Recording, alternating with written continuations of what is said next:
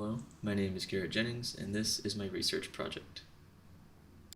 For this project, I originally started in Unreal Engine, making a sprite sheet and a more advanced Niagara system before looking at job listings and seeing that all three of them wanted knowledge of Maya, 3ds Max, or Houdini. I figured I had experience in Maya already, and 3ds Max is used more for rendering single images and modeling, and that didn't really fit my needs for this project.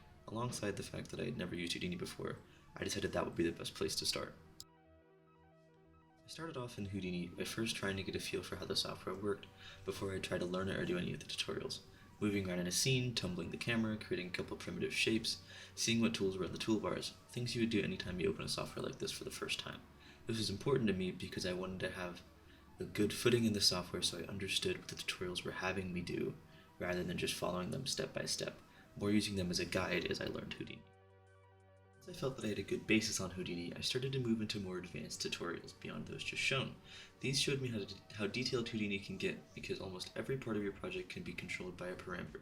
And while at first this originally threw me off because as a new learner that is a lot of freedom to be given, it became one of the things I enjoyed the most about the software, is it allows users to get their project to look exactly how they want it. While these tutorials were more advanced, they all still remained very understandable for a beginner user. I then wanted to research how to take your Houdini effects into Unreal Engine. From what I discovered, there is two main methods of going about this. One was using the Houdini to Niagara plugin for both Houdini and Unreal Engine. Unfortunately, it's only updated for Unreal Engine 4.27. Even after downloading this version and trying, I was unable to get it to work. The other method involved exporting your project as an FBX, which I was able to export, but once again was not able to import into Unreal. Now that I've explained my learning process for Houdini, I can show what I did with the research. As I said earlier, I started off researching sprite sheets and a more advanced emitter. Unreal uses flipbooks for their 2D effects, so I found a sprite sheet and then used it to create a flipbook within Unreal. This is followed by the emitter system, which uses primarily the omnidirectional burst, but also uses a flip-flop node, as well as an array to save the player character's original material, and a special shadow variant to allow the user to switch between the two. After this, I got into Houdini using a test geometry pighead node as well as a pyrosource and pyrosolver node to create this smoke effect. The pyrosource gets passed to the solver, which is where you can control how the effects look. For example, giving it a higher density so the smoke particles are more tightly packed, giving it a higher temperature or lower temperature so it rises faster or slower respectively, or giving it a different color just to name a few. For the donut and the sprinkles, the normal value of the icing is assigned to the sprinkles and then the color, size, and rotation value are randomized before they are emitted. Having the normal value assigned here is important because otherwise they would all just stand up straight when they're emitted. So having it assigned gives the look that they're falling into a proper resting position as though it was real life. The scatter node is also assigned here to give possible positions for the sprinkles to fall onto. This destruction effect is very similar to the smoke effect in the sense that again we have a source and a solver node.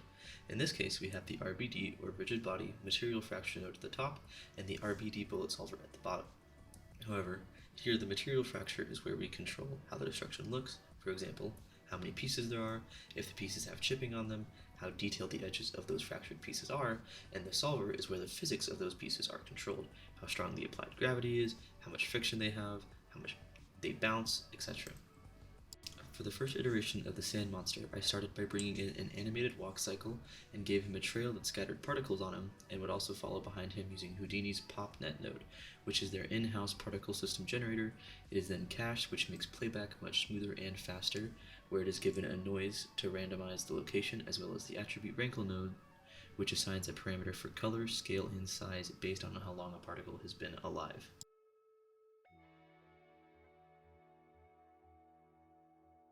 This was a take on the fungus from the intro of The Last of Us.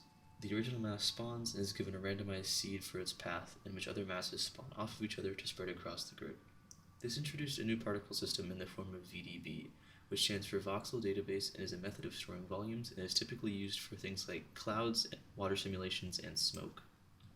Finally, as my last bit of research, I wanted to revisit the sand monster as I thought that there was more that could be done with it. I discovered a tutorial of the exact thing I was looking for, and used everything I had learned so far, and a new addition, the Vellum Grain node, which takes the node that gets plugged into it and fills it with grains instead of particles, which allows us to apply, in this case, gravity and a noise node to achieve more dynamic look. Really, you can apply anything you could to a rigid body, but this acts like a particle. Using the tutorial shown earlier in the video, the Vellum Grain node, and a point deformer, alongside many other nodes, I was able to achieve this effect of the character falling apart as he walks. My name is Garrett Jennings, and that was my research project. Thank you for watching.